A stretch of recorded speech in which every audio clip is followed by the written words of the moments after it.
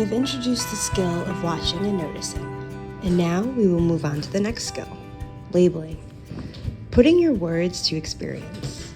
Labeling allows us to categorize our experiences and communicate them with others and ourselves. Similarly, DBT uses the describe skill as a way of putting words to your experience. The skills of noticing, which you can practice by itself, and labeling are often used together.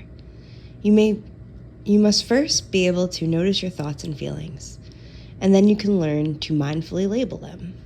Many find this mindfulness practice a bit easier to grasp than merely noticing.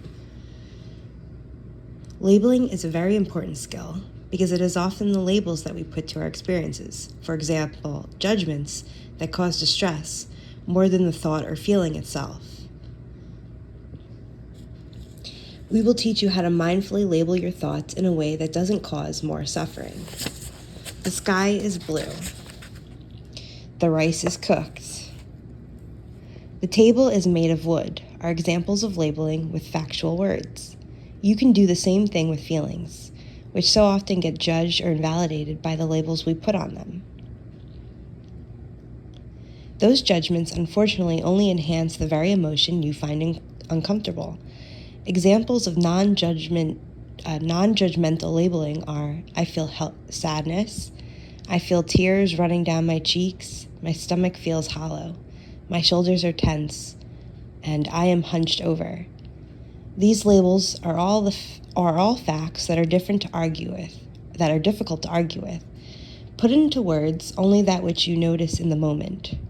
Don't add your own commentary or judgments to the experience.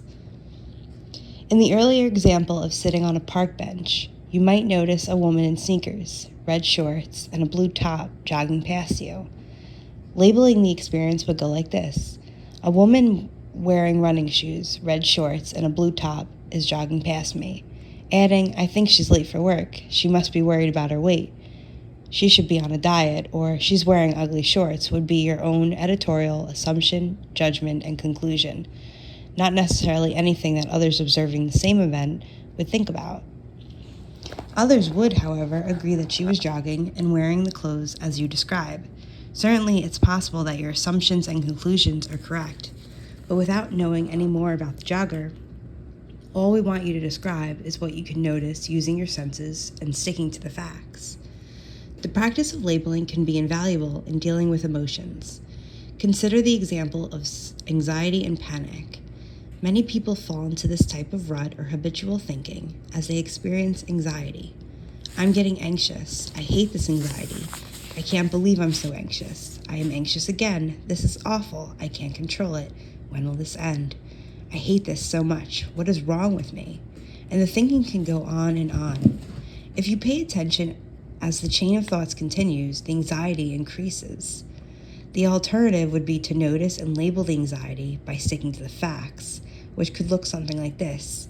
I'm getting anxious, my heart is beating fast, my palms are sweating, I'm breathing more quickly, I feel dizzy, my thoughts are moving quickly, I feel hot. By noticing the anxiety and then labeling it, putting precise words to your experience, you let the anxiety run its course without increasing its intensity. Being able to notice and then label can also help keep you grounded in your experience so that you don't get swept away in the emotion and all the thoughts that follow. Use your words. Imagine coming across a flower that you have never seen before. You use the experience as an act of mindfulness and then put the following words to the experience. The plant has alternately arranged leaves and is 10 centimeters long and 4 centimeters wide. The leaves vary in shape, ranging from straight to tear-shaped, with toothed and wavy margins. The flower is a 4-petal bloom in the shape of a cup. The stigmas and stamens are yellow in color. It closes its petals at night. Now, an expert might recognize this as a pink primrose, but if you had no idea what it was, you would have done a fine job of describing what you saw. Saying I saw a beautiful pink flower is not labeling completely and adds a judgment beautiful, and as such would not be consistent with mindful practice. Thoughts are not necessarily facts. When it comes to awareness, labeling is paying attention and putting words to your internal experience. Let's say, for instance, that you're struggling with writing a report that's due tomorrow. You start to get a stomach ache and begin to sweat a little and worry that you're going to fail the class or get fired from your job. You might try to get the report written, but you feel completely overwhelmed and hopeless and say, "I just can't do this." What you have said is a thought, not a fact. You may, in fact, be able to write the paper, even if you think you can't. Labeling these thoughts and feelings would go something like this: I have to write this report. I notice that I have become anxious about writing it. I notice that I have the thought that by not writing the paper, I will fail the class or get fired. It's almost as if you were describing something outside of yourself, as if you were a researcher observing other people describing their experience. A young man with BPD who was studying at night school asked a classmate out on a date. She said no. He concluded that she hated him, and the thought, "that girl in my class hates me," became a fact in his head. Rather than recognize that this was just a thought he was having, he regarded as fact that the girl actually hated him. It turned out that she was shy, hadn't been asked out before, and didn't know what to say, so she said no. But the young man had turned this thought into a fact. Using the skill of labeling, he might have thought, "I noticed that when the girl said no, I had the thought that she hates me. I realize that it's just a thought and that I have no information to confirm that this is actually so." You will notice that working with your mind in this way leaves you with some uncertainty. It's important to realize that while you may have some discomfort with uncertainty, in the end, that type of uncertainty may be less painful and easier to tolerate and have fewer negative consequences than the assumptions that your mind will make. Remember, you can use noticing and labeling skills to tolerate uncertainty and be open to the reality in front of you.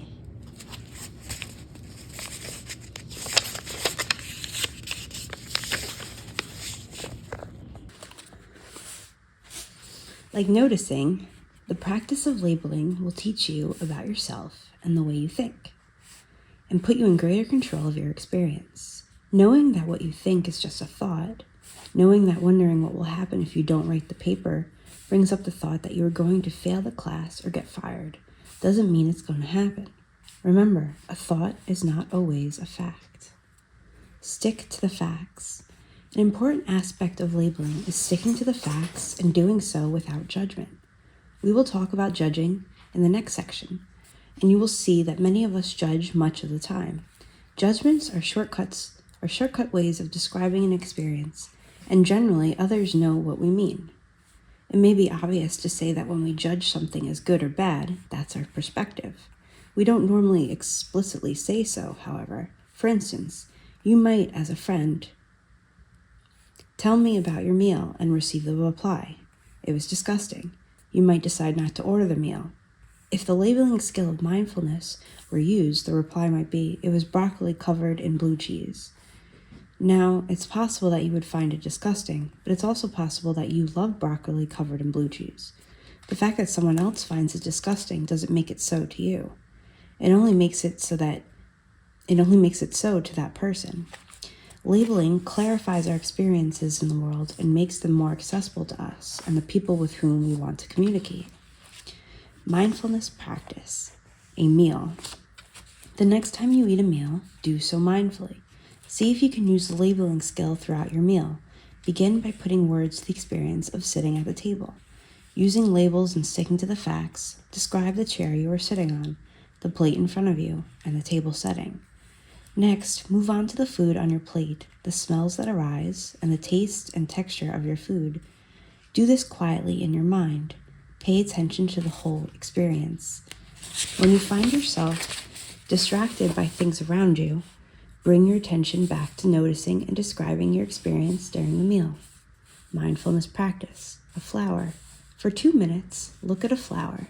Can you label its scent, its colors, its petals, and the emotions you experience when you hold it? Take your time and look at the details. You may get distracted or bored or notice judgments. If you do, bring your mind back to the flower and begin labeling again. It's okay to repeat your labels. The goal is to practice labeling and keep your mind on this one task. Mindfulness practice. a worrisome thought. Sit quietly in your mindful position in a comfortable spot. Think about something that you are worried about. Avoid choosing something that elicits significant worry or anxiety, but think about something that maybe rates at a 5 or 4 on a scale from 1 to 10. Notice and watch the label the anxiety and other emotions and thoughts that arise. Label what happens to your breathing, any tension in your muscles, or any other thoughts. Do this practice for 3 to 4 minutes or until your anxiety drops below 3. And as you begin to practice with higher levels of anxiety, you want to notice until your level of anxiety drops below the level where it was when you began the practice. Try to do this practice every day. Mindfulness practice and emotion. For 2 minutes, sit mindfully and label an emotion. Begin by identifying the judgments that you have about this emotion.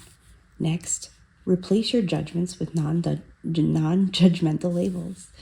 Now, notice how the emotion feels in your body and describe it. Try this with multiple emotions and write down your observations if you find that helpful. Do this same practice with the same emotion the next time you feel it. When you label the experience, notice whether the labels change or stay the same. Mindfulness practice. An advertisement in a magazine. Find an advertisement in a magazine that you find pleasant to look at. For 2 minutes, label what you see in the ad. Stick to the facts. Now find an ad that you dislike. For instance, you may find the product or the models unpleasant to look at, and spend 2 minutes labeling that ad. Non-judgment. As we reviewed the skill of labeling, we began to talk about doing so non-judgmentally. If you have consulted a therapist who used DPT with you, or if you have studied mindfulness or meditation, you will be familiar with this skill. Non-judgment is central to the discipline of mindfulness and is a core component of DPT mindfulness. Being able to identify and let go of judgments is fundamental to practicing mindfulness and a skill that needs to be practiced. Even if you consider yourself to be a non-judgmental person, you may need to reconsider this. Most of us are not aware that we judge and that we live in a very judgmental world. If you don't see it, think about how politicians refer to each other, how tabloids portray celebrities, and how friends describe people they don't like. A non-judgmental stance is essential to the practice of mindfulness. For many of us, making judgments is habitual, and as with changing any habit, we must pay attention to when we make them. When you pay attention to judgments, you notice that they influence your thoughts, feelings, and behaviors. To develop this skill, start by simply noticing something and do so without evaluating it. That is, stay away from words like good, bad, outstanding, horrible, and should or shouldn't. Try to detach your opinions, approval, or disapproval from what it is and stick to the facts, as in the discussion of the skill of labeling. Before we get into the practice of a non-judgment, we need to look more closely at judgments and how they function. The last thing you want to do is start judging your judging. What's the problem with judgments? So, what's the problem with judgments? One part of the answer is that at times there's no problem with them at all. However, often a judgmental stance around negative emotions can be both self-destructive and destructive to relationships. Automatically judging other people and ourselves means that we have made up our minds. This is also true of positive judgments, but generally positive judgments don't cause us as much suffering. However, negative judgments or judgments that demonstrate a wish to change reality, such as that something should be different from how it is, often causes a lot of suffering. In general, judgments leave little room for curiosity because you have already made up your mind.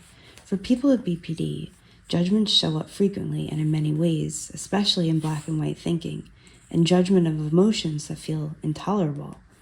These judgments only make feelings more intense and intolerable, which often leads to destructive urges and behaviors. Now, if you say, my emotions sometimes get me in trouble, that may be true, but simply judging your emotions as bad misses the fact that emotions are very important to the human experience. Judgments are often rapid and at times inaccurate interpretations of the world around us. Sometimes we need to use shorthand judgments in an effort to save time when we don't need to be exactly accurate. But if we do so when we are not paying attention, these judgments can cause a lot of suffering and lead back to a cycle of being thrown around by our emotions. Emotions and judgments. Our moods can permeate our thinking and therefore our judgments. For people with BPD, this is often the seed of mood-dependent behavior. Social psychologist Joseph Forgas noted that people's memories and judgments change with the color of their mood. Moreover, once you make a judgment, you are more likely to search for information that confirms or validates your judgment and ignores other important information. This can keep you stuck in the emotion. This phenomenon is called confirmation bias. This is particularly problematic once you consider both the rapid mood dysregulation in BPD and the often chronic feelings of depression and anxiety. Here you can see how judgments can enhance uncomfortable emotions as well as narrow your thinking. Sonia, a 38-year-old woman with BPD and chronic thoughts of killing herself, stated that she could imagine living only if she finds a way to stop feeling bad feelings.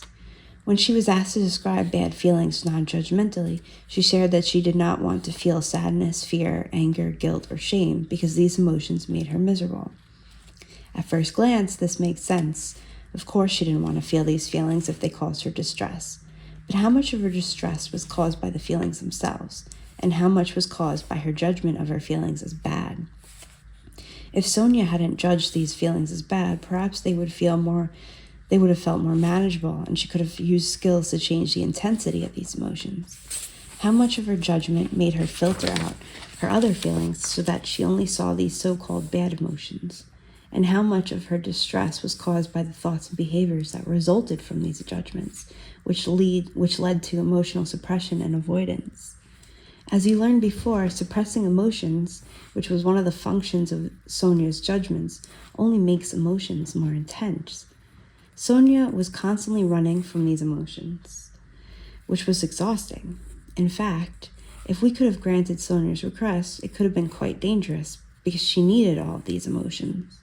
Emotions have important and adaptive functions for communicating with and influencing others, organizing and motivating action, and validating our own experiences.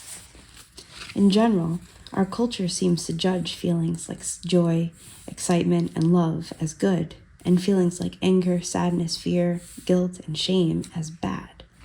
We argue that it's not the feelings that is necessarily the problem, but the judgment that surrounds it. It's true that you may prefer some emotions to others, but the task is to begin to experience emotions non-judgmentally, and watch and notice what you experience in the past moment. If you begin to experience an emotion, use your labeling skills to label the emotion as it is, describing how you feel it in your body and the content of your thoughts, and how these factors change over time. You will begin to see the emotions shift and ultimately decrease in intensity. This way, you won't feel that you have to run away from some feelings and desperately seek and hold on to others. All feelings will come and go.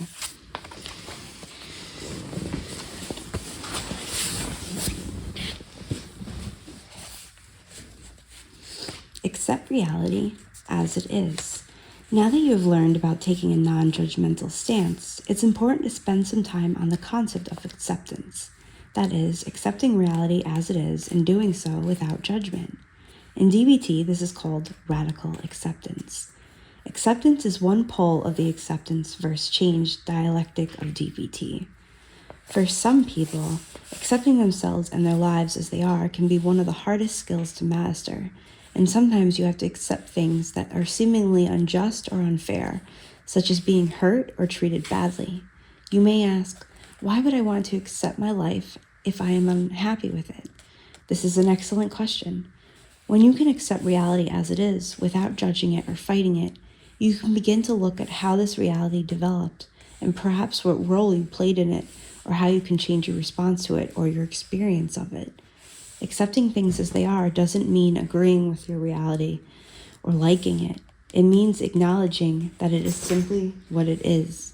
Accepting reality can profoundly influence your behavior, particularly when you are in distress. When you move into an accepting position, you begin to look at the situation from a different perspective. Remember that with acceptance, can come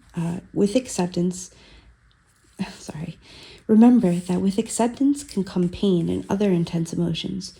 Not acceptance can often help us avoid these emotions. There are skills that are very effective for managing intense emotions, but there are not many skills that help when you are in a state of non-acceptance. The challenge with practicing acceptance is that you may have to accept something over and over again because you can easily slip back into a non-accepting stance. Consider this story about Jenna and how accepting reality non-judgmentally could have helped her cope with her distress and maintain her self-respect. Jenna had been dating her boyfriend for about a year. She was very much in love with him, but their relationship had been riddled with arguments, and they had broken up a number of times. Jenna returned home one evening to find a note from her boyfriend that said he could no longer be with her. Jenna experienced this as a complete surprise. She began yelling and crying, sending more than 20 text messages and voicemails, alternating between angry and threatening and sad, and replete with begging to get back together. Jenna felt desperate as she again heard that she was too much to manage. So she became quite depressed and couldn't get out of bed. This situation was all too familiar with Jenna, and yet it always felt unjust and as if it came out of nowhere each time. I have honestly experienced this myself when I was younger. It's really, really, really horrible and devastating when it happens. Where could acceptance have helped Jenna? Being able to step back and accept the situation in front of her could have helped Jenna to slow down.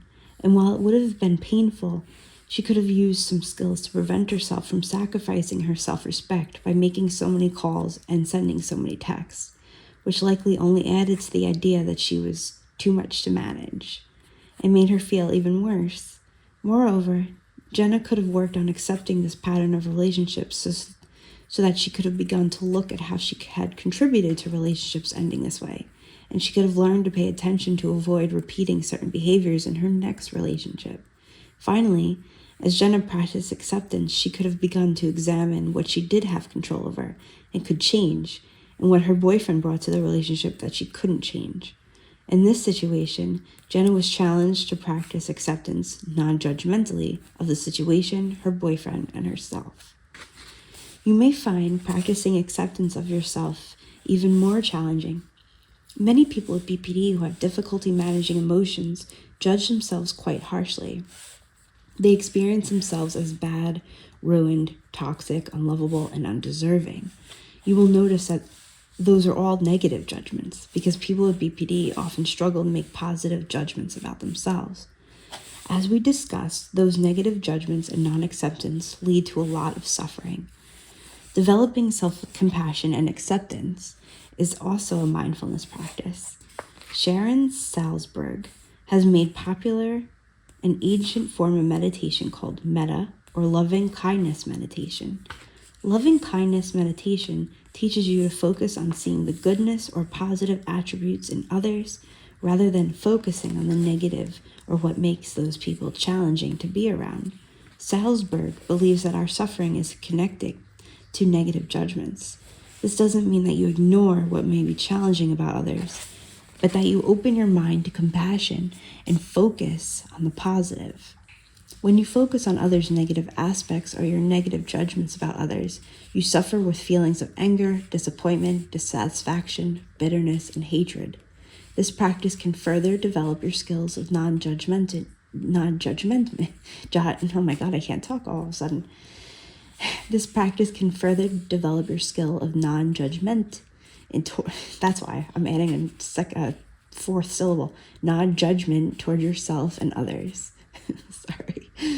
You practice metta by sitting comfortably for at least 3 minutes, repeating a short phrase to yourself over and over again, and repeating similar phrases that give loving kindness to others in your life to whom you want to send compassion, or about whom you have negative judgments. There are many examples of phrases that you can repeat. Once you have practice, you can use this as an informal practice when you find yourself suffering from negative judgments or emotions about yourself or others in your daily life. One example of a series of phrases you can use is, "May I be filled with loving kindness. May I be safe and free. May I be peaceful and at ease. May I be happy." We encourage you to try this practice and observe how you feel when you are finished. You can replace "I" with the name of a person whom you are struggling with, or the name of someone you care about and want to send compassion to. Here's one way to practice. When you notice a judgmental thought about yourself or someone in your daily life, say to yourself, "May you be free from suffering." This interrupts the cycle of negative judgments and emotions that follows a judgmental thought. We will return to this practice in later chapters. Build awareness. The first step in practicing non-judgment is to commit to noticing your own judgments. Bringing your awareness to any behavior is the first step to changing that behavior. Sometimes simply the act of noticing the behavior can change it.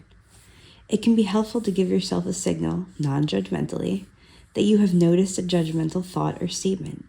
In some of our groups, members often point out judgments by ringing a bell or saying, "Ding." We give other patients a hand counter that they can click every time they notice a judgmental thought. Once you have noticed a judgment, you can assess whether or not the judgment is useful. If it's not, try to rephrase your thought non-judgmentally by sticking to the facts, and notice whether your emotional experience changes. Remember that judgments are not inherently problematic, so don't judge them as so. Mindfulness practice. Pain or discomfort.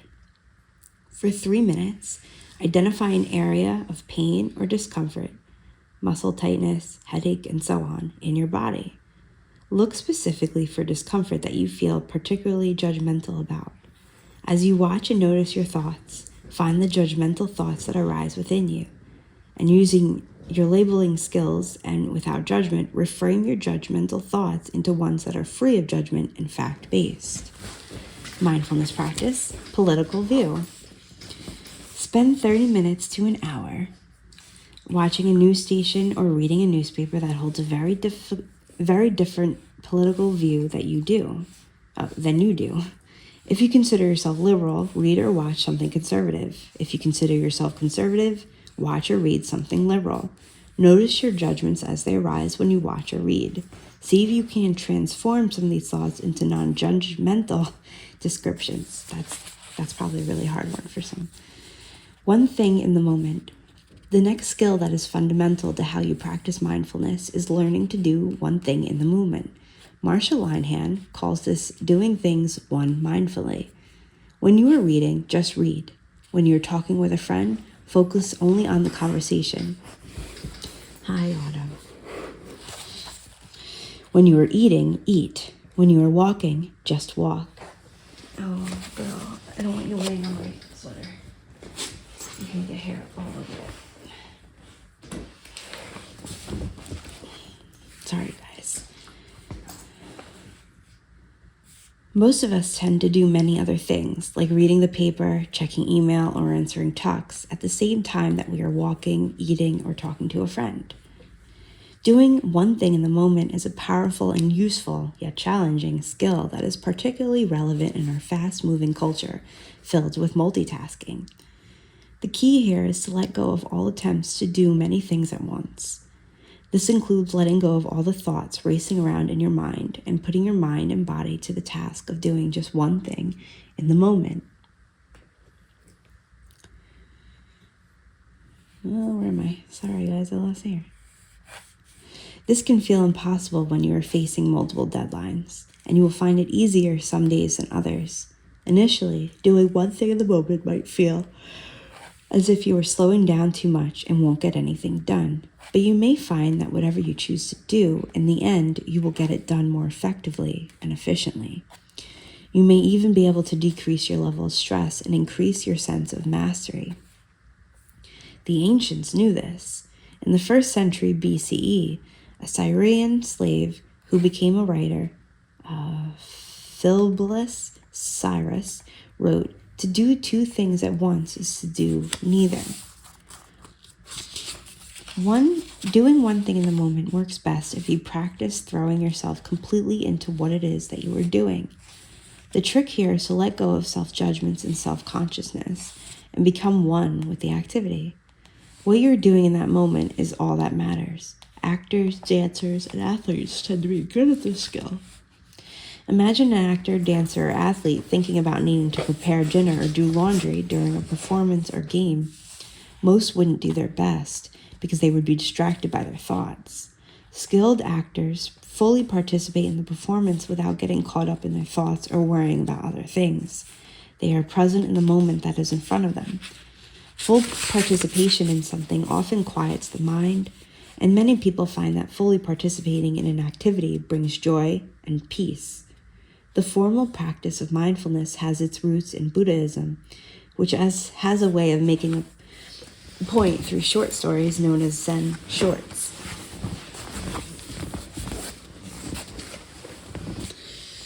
Where am I?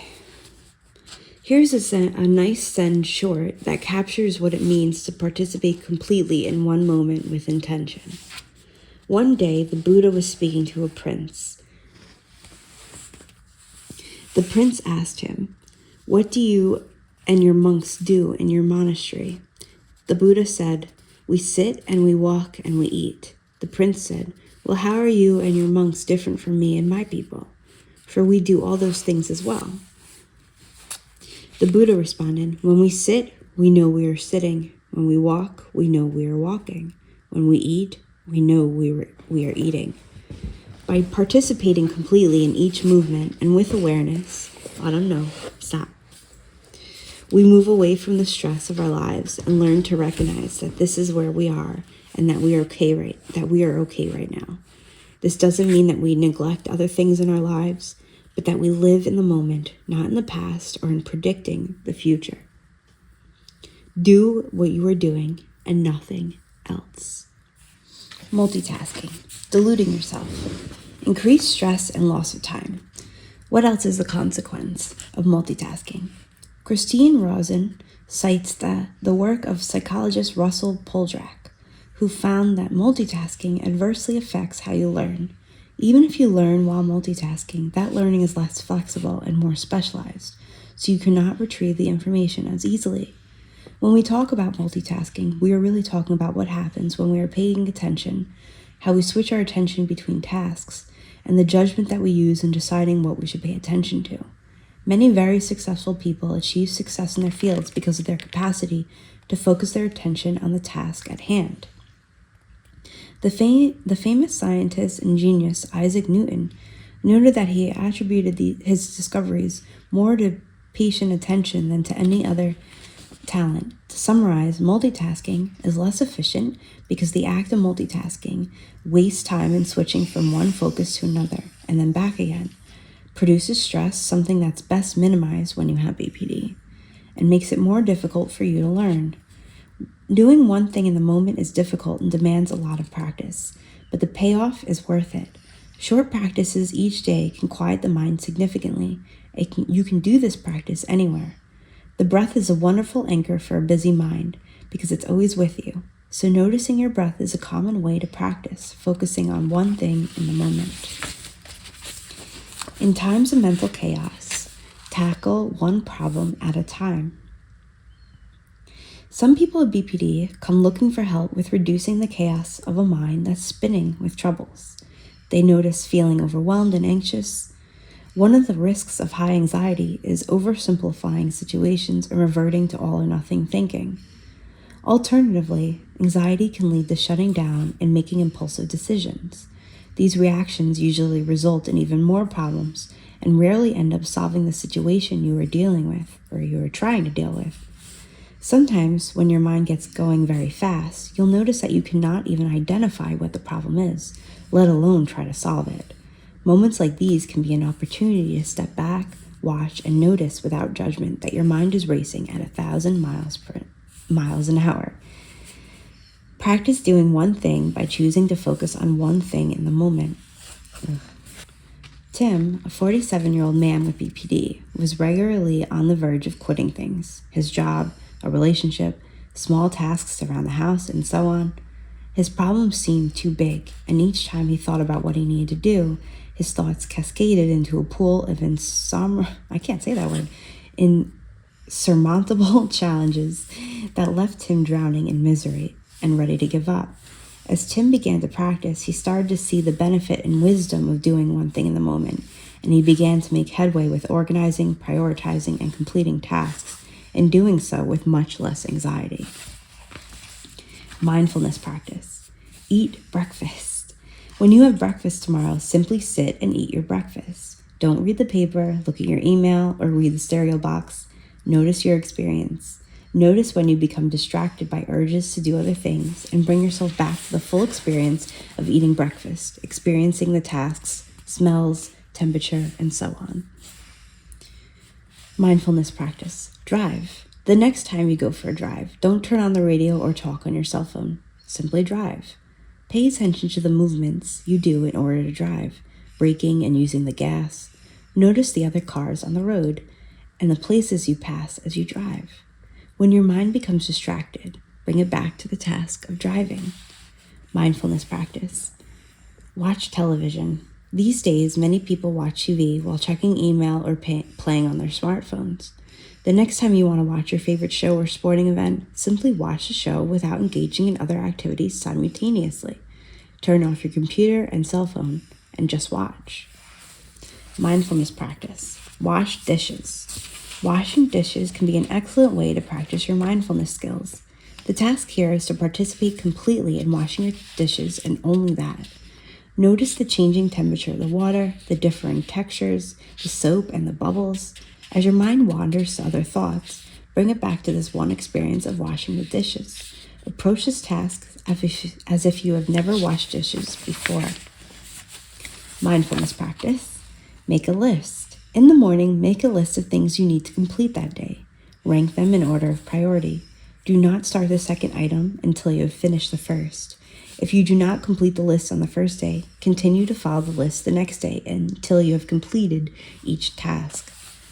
Do what the situation calls for. As we discussed in Chapter 1, people with BPD often get caught up in being right instead of effective, which can be very destructive in relationships and can result in sacrificing your self-respect to prove a point. The final concept of how you practice mindfulness is to learn to do what the situation in front of you calls for, or be aware of when you are choosing not to. Marsha Linehan calls this effectiveness. This skill goes hand in hand with the other mindfulness skills because the task is to learn to step back and assess your reaction or response to a situation and be aware of your own thoughts, feelings, and judgments. We are asking you to step back from the idea of being right and think more about what works when you respond to a situation and what would have the most long-term benefits. It is here that our emotions around being caught can cloud our judgment. And in those situations, you and your relationships can suffer. Remember thoughts such as I deserve, or the things that should or shouldn't be certain. Or that things should or shouldn't be a certain way can be helpful indicators that you are getting stuck in being right and are not doing what the situation calls for. There are many daily activities that will challenge you to use this skill. Imagine going out to dinner to a Chinese restaurant with a group of friends whom you are just getting to know. Very quickly, you realize that everyone at the table can use chopsticks with ease. You feel embarrassed that you can't do so, and began thinking that you should be able to eat like everyone else, and they will judge you for using a fork. You try to manage chopsticks, but realize that you will not be able to eat dinner that way. Doing what the situation calls for is using your fork, despite your feelings about being different from your friends. Driving is another wonderful opportunity to practice this skill. Have you ever been pulled over by a police officer for speeding when you were sure that other cars around you were going the same speed or even faster? This happens all of the time because only one person can get pulled over at a time. You may have the urge to argue with the officer about this fact, and you may be correct in your assessment. However, if you begin to argue, you will likely make your situation worse, and by expressing your anger at the officer, you could end up with a worse consequence. Although you might be right, accepting the consequence is what the situation calls for. For people with BPD, this skill can be vital in learning to maintain relationships and not suffer with intolerable anger and behaviors that go against your personal values. So often, the chronic sense of being wronged by others makes it nearly impossible to forgive others, small indiscretions, or make mistakes. And as a result, people with BPD experience painful feelings of anger, rage, and hopelessness. Lindsay, a 30-year-old with BPD who was slowly and effectively rebuilding a relationship with her father after a difficult childhood, became enraged when her father wrongly accused her of buying the wrong brand of detergent for her mother and asked her to return it to the store. Lindsay quickly became enraged because her mother had requested the very detergent that she had purchased. Lindsay responded to her father with a number of expletives and in a particular way that knew would enrage him. And then she left the house. A kind person, Lindsay, didn't believe in treating people this way. As she walked along her street, her anger began to build and she felt increasingly out of control. She was afraid of the intensity of her anger as she thought of all the ways in which her family had wronged her, how they had destroyed her life, and how in turn she had destroyed the lives of others. This was no longer about the detergent. Lindsay began to feel increasingly overtaken by her emotions, and the magnitude of her pain and suffering was intolerable as she started thinking that her life would always be like this, and that others would always mistreat her, and she would always mistreat others. With some help, Lindsay was able to take a step back and look at the situation. She noticed that she had lost sight of the initial problem of the detergent. In this case, Lindsay was completely right. She had brought what her mother had asked for and had been wrongly accused. However, she had also worked hard to rebuild a relationship with her dad. Most important, Lindsay was suffering the most by holding on to this anger and building resentment. So, Lindsay's therapist asked her, do you want to be right or do you want to be effective and do what the situation calls for? In moments like this is a difficult question to answer. After some time, Lindsay decided that holding on to her anger was causing her to suffer, and that apologizing to her father for mistreating him, even if she was right and had been wrongly accused, was what the situation called, and what would ultimately decrease her own suffering. Situations like this challenge you to use all of your mindfulness skills. Mindfulness practice, past behaviors. Think of a time when you found yourself being right instead of effective. What emotions got in the way? What would you do differently if you can go back and act effectively? How would the outcome have changed? How would your own internal experience have changed? Mindfulness practice, family members. Think of a time when someone in your family was clearly wrong. Could there have been any benefit in letting go of the situation, even if you were right? In this chapter, we reviewed and expanded on the core mindfulness skills of DBT. Remember that you must practice the skills you have just learned over and over again with intention. Skilled mindfulness practitioners always will return to the basics, so this chapter is an important one to return to. In the next part of the book, we will look at specific symptoms of BPD and how you can use that mindfulness skills and how you can use the mindfulness skills you have just learned to target these symptoms. And we will do that next time, guys. Almost done with the book. We're halfway through. All right, so not almost done, but we're halfway done. Bye.